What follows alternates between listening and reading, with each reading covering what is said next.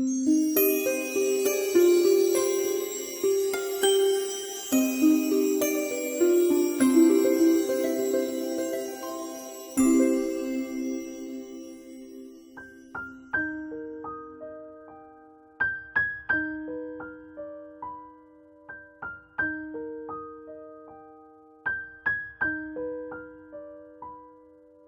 راجع به تاریخ تعریف‌های زیادی هست. مثلا یکی از تعریف‌هایی که دیگه است که همتراز با این تعریفه اینه که تاریخ از امر مکتوب شروع میشه. از اون موقع که بشر ثبت کرده قضایاره تاریخ شروع شده. راست هم میگم، برای اینکه بقیش تو اسطوره و دوره‌های افسانه‌ای هست. حالا خود نوشتن مایه آگاهیه، یعنی آگاهی از نوشتن، از حتی قانون. بشر از اون موقع که از غار در آمده، از بیابان عبور کرده آمده، یه اتاق ساخته، تمدن از جا شروع شده، از اون اتاق شروع شده. یه چارگوشه بوده، یه در داشته، بعد دری که میبسته ارتباطش با بیرون قطع میشه. بعد این گفته که این یه ایراد داره این اتاق، یه پنجره بذارم که گاهی از این پنجره بیرون ببینم، از بیرونم ببینم. اون پنجره که باز کرده ارتباط شخص با دیگران آغاز شده، در ارتباط قطع میکنه. ولی وقتی یه در پنجره تو اون اتاق باشه، این از این پنجره در محافظت میکنه طوری از دیگران، پنجره ارتباط رو با دیگران چیز میکنه. اینه من یه مقاله نوشتم تمدن عبارت از این است که هم ما خودمان حفظ کنیم، هم بتوانیم با دیگری ارتباط درستی داشته باشیم. اون اتاقی که پنجره نداشته باشه به درد نمیخوره. در درجه اول فرهنگ مردمه، فرهنگ خود مردمه.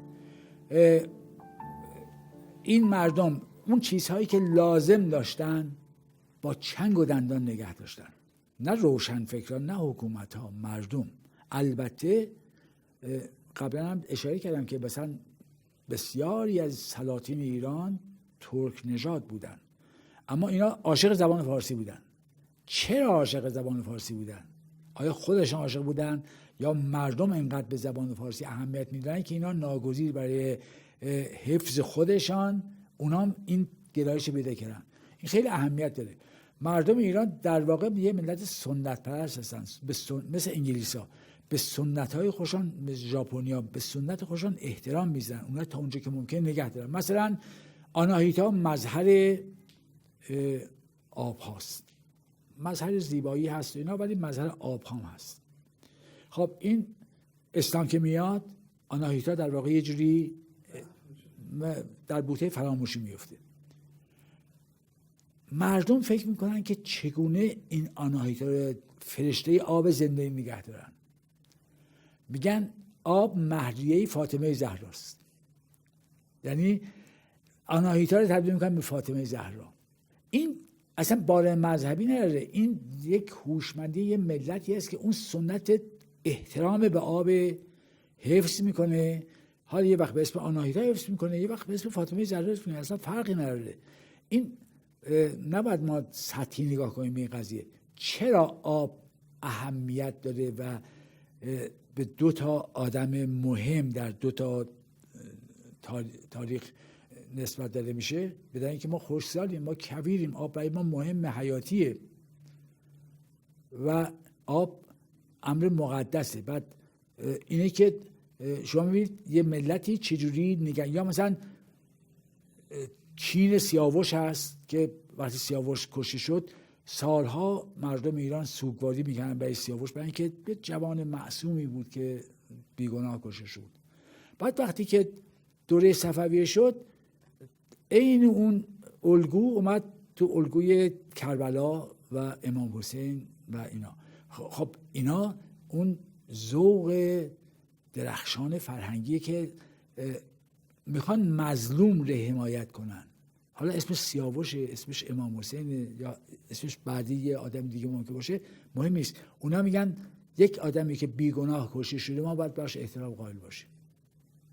خب این چیزی که یکی از چیزاست که البته ایران نگراشته، یه چیزای دیگه هم وجود داره. خب به هر حال این امپراتوری بزرگی که ایران جزء بخشی از اون بوده، ایران امروز بخشی از اون بوده، اون امپراتوری کلا از بین رفته. ولی یه جاهایی شما فکر کنید که اینا آغازگر تاریخ تمدن بودن و الان نابود شدن، هیچی نیستن و ماها توانستیم هویت خودمون تا حدی حفظ کنیم و این خیلی زحمت کشیده شده. مردم نگاشتن، مردم شاهنامه رو نگاشتن. الان نسخه‌های شاهنامه بیش از هر کتاب دیگه‌ای نسخه‌های قدیمیش وجود داره. برای اینکه سیل اومده، زلزله اومده، جنگ شده فلان، اون شاهنامه زیر بغلش فرار کرده، عین شناسنامه خودش و این مانده، در حالی که بعض خیلی از کتابا از بین رفته. برای اینکه اون اونقدر مورد استفاده نبوده. این شناسنامه زبان منه، این سند ملی منه، مردم نگه داشتن این قضیه رو. حالا یه جایی که خود کتابا نتوانستن نگه دارن، نقال‌ها اومدن اون رو به طور شفاهی نقل کردن. خب اینا اون هوشمندی است که یک ملتی سعی میکنه اون اساس هویت خودش نگه داره و در ایران این قضیه شدیده. حتی ما بعد از انقلاب هم دیدیم دیگه. شما فکر کنید که زنان در این چند دهه اخیر چقدر اینا سعی کردن خانواده ها رو حفظ کنن در بدترین شرایط، انقلاب، جنگ، سیل، زلزله. اینا با بردباری هرچه تمامتر در یه جاهایی مثل جنوب یا شمال که اصلا اقتصاد خانواده دست زنا بود، در یه جاهایی هم اگر اقتصاد دست اون نبود، اینا کمک کردن به اون اقتصادی که مرد تامین میکرد.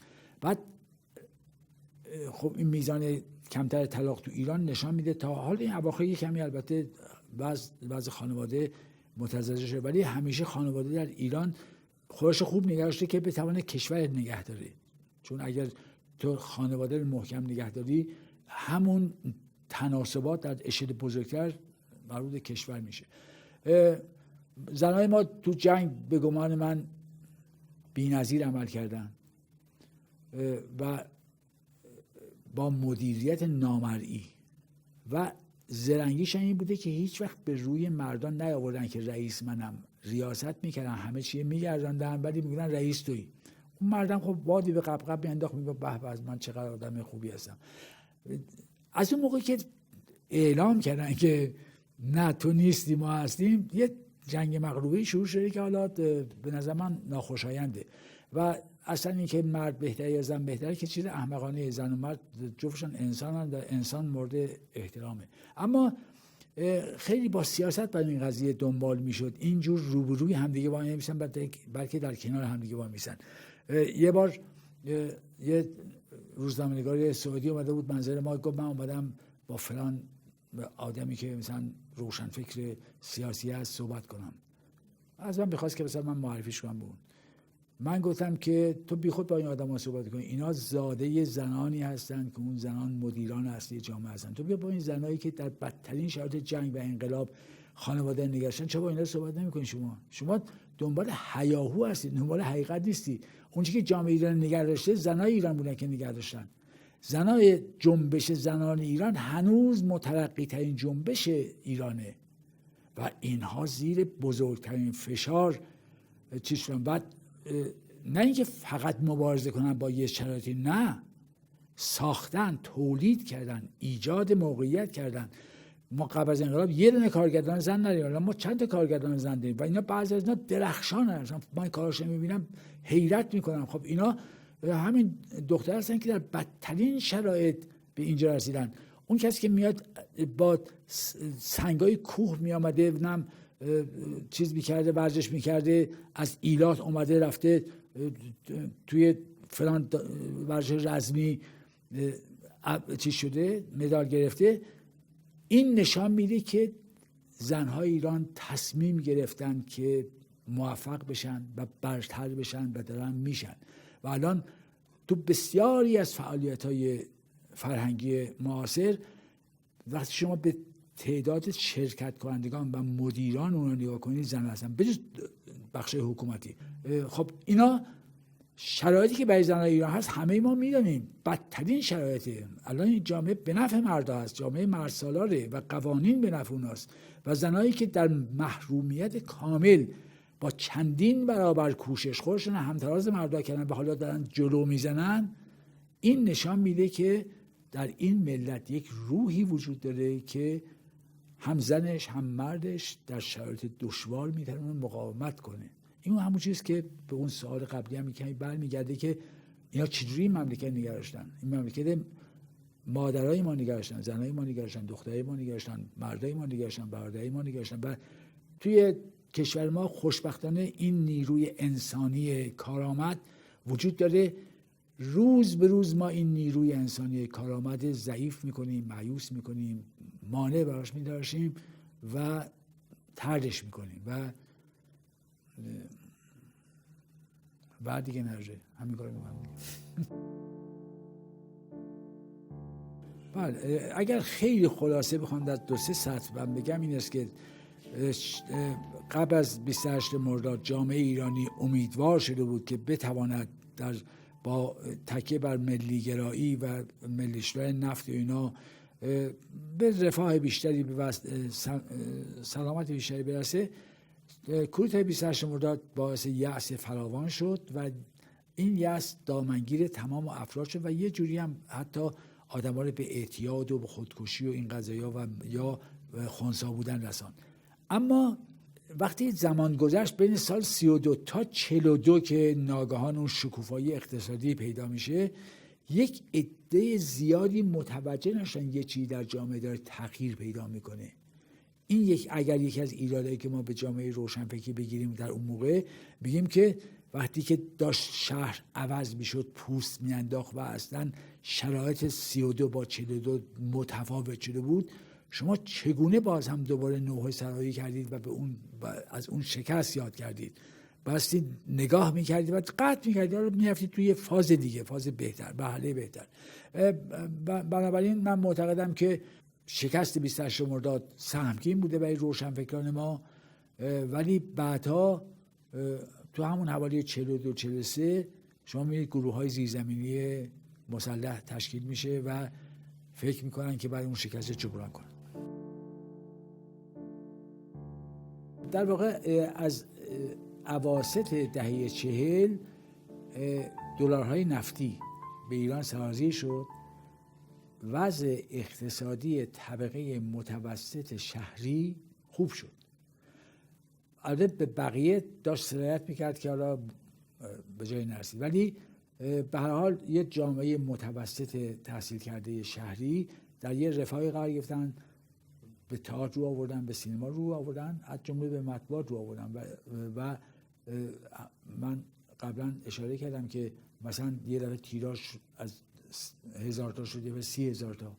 همین وقتی تیراژ کتاب زیاد شد روزنامه‌ها ناگزیر بایستی تغذیه میکردن اون علاقمندان کتاب‌ها و نقد کتاب به وجود اومد، نقد سینما جدی شد، نقد تئاتر، اصلا تئاتر اجتماعی به وجود اومد. قبل از اون رگه‌هایی از تئاتر اجتماعی بود، ساعدی و نصیریان و حالا رادیو اینا، بیضایی اینا توانستن یه نمایش ایرانی مترقی پیشرو پدید بیارن. تو سینما هم همینطور. به هر حال افزایش مطبوعات محصول اون رفاهی بود که برای جامعه طبقه متوسط بود. بعد کانون فیلم مثلا بله اونم توی دهه 40 بود و خود من مثلا اون موقع میرفتم و بسیار از این فیلم ها رو میدیدم. یه آقایی بود خجسته بود که ما رو دعوت میکرد همیشه و من میرفتم این کار رو میدیدم. خب ما با بسیاری از شاهکارهای هنری اون دوره از طریق کانون فیلم آشنا شدیم و خیلی از سینماگرای مهم ما اون موقع تربیت شدن مثلا به واسطه هم دیدن این کارا. شب‌های شعر ما 2 تا 4 تا چیز یعنی برگزاری عمومی شعر داشتیم. یکی 1325 اتفاق افتاده، وکس که خانه فرهنگی شوروی بود، نویسندگان و شعرای جامعه مخصوصا چپ‌ها رو دعوت کرد. اینا کنگره نویسندگان، اسمش بود کنگره نویسندگان، اینا آمدن در اون کنگره شرکت کردن.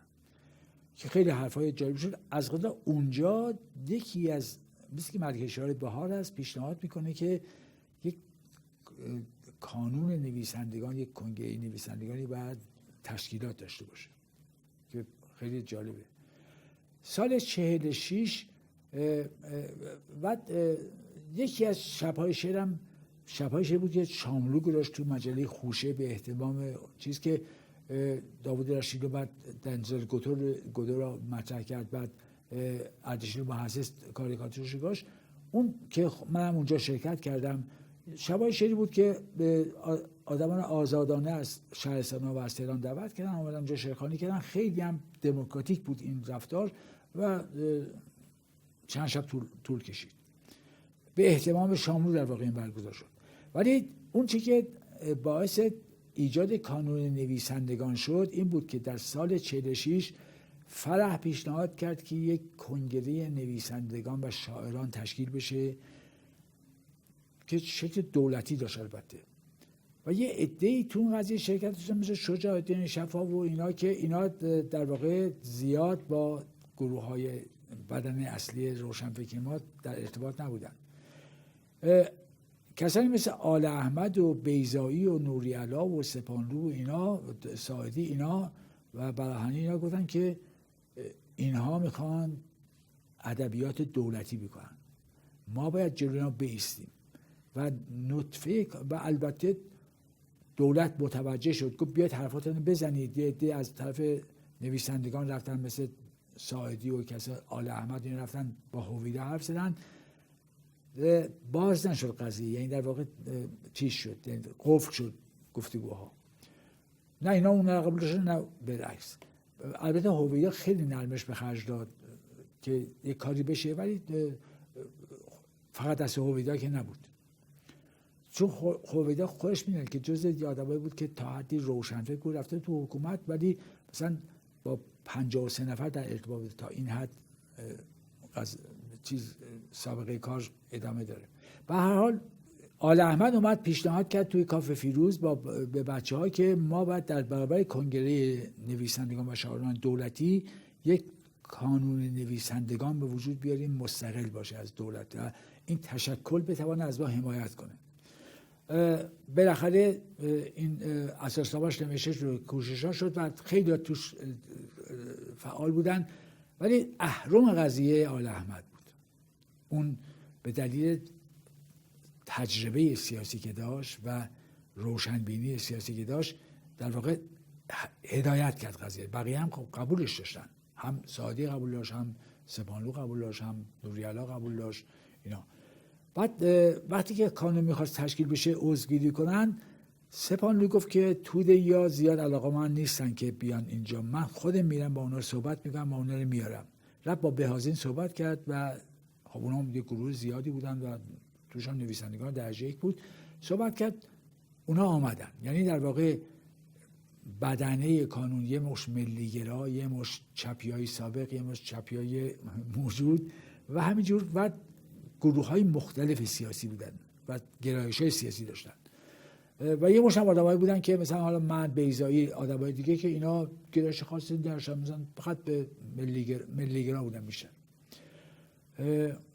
ما از سال 47 شروع کردیم به کار، یعنی سال رسمیت پیدا کرد. پنجشنبه‌های اول هر ماه ما جمع میشیم تو تالار قندیز روبروی دانشگاه و جلسات داشتیم و من تو بسیاری از اون جلسات از آغاز شرکت می‌کردم و از اون گروه فقط یه چند نفری باقی ماندن، من و بیضایی و چند نفر دیگه باقی ماندن، بقیه همه به لقاء الله رفتن. بعد کانون نویسندگان دو تا اصل مترقی، مثلا برای که آل احمد برای اینکه سایه‌اش نیفته رو کانون نویسندگان که توده یاره برمانه، چون ضد توده‌ای بود دیگه، اصلا گفت که سیمین دانشور بیاد رئیس بشه، یعنی رئیس هیئت دبیران بشه. یعنی از آغاز خوش کشید کنار برای اینکه این شایبه وجود نداره که حالا ما آمدیم یک گروه خاص سیاسی داره کانون تشکیل میده. بنابراین توی اساسنامه نوشتن که کانون از گروه ها و طیف مختلف سیاسی تشکیل میشه که در اینجا فقط به اصول کانون وفادار هستن و فعالیت سیاسی نمی کنن. فعالیت سیاسی بیرون کانونه هر کسی آزاد این کار بکنه. در اینجا ما نباید اون گرایش ملی گرایی یا توده‌ای یا حالا چپ یا راست بیاریم یا مذهبی. این تایید شد. اون دو تا اصل مهمی که کانون گذاشت که هنوز برای ما محترمه، یکی این بود که مبارزه دائمی علیه سانسور و آزادی اندیشه و بیان و قلم. این دو تا شعار اصلی ما بود که گفتیم که حق سانسور ندارن. اگر ما آزادانه باید کتابان منتشر کنیم، اگر ما خلاف مصالح ملی عمل کردیم حاضریم در دادگاه پاسخگو باشیم، در یک دادگاه صالحه، نه هر دادگاهی. این برام بدون آزادی اندیشه و بیان، آزادی بیان و آزادی قلم، اصلا نوشتن معنا نداره. حالا بحث شد که آیا این آزادی باید بی حد و حصر باشه یا محدود باشه. طبیعتاً نوشتن آزادی بی حد هست. علتش هم این بود که موقعی که شما خلق میکنید اثری ره، بعد آزادی بی حد هست داشته باشید به اندازه خدا. میگن که آزادی بی حد هست در آفرینش جهان.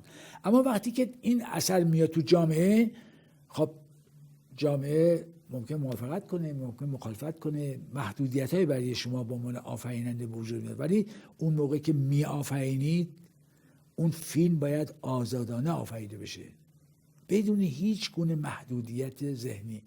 اون موسیقی باید آزادانه. این دو تا اصل.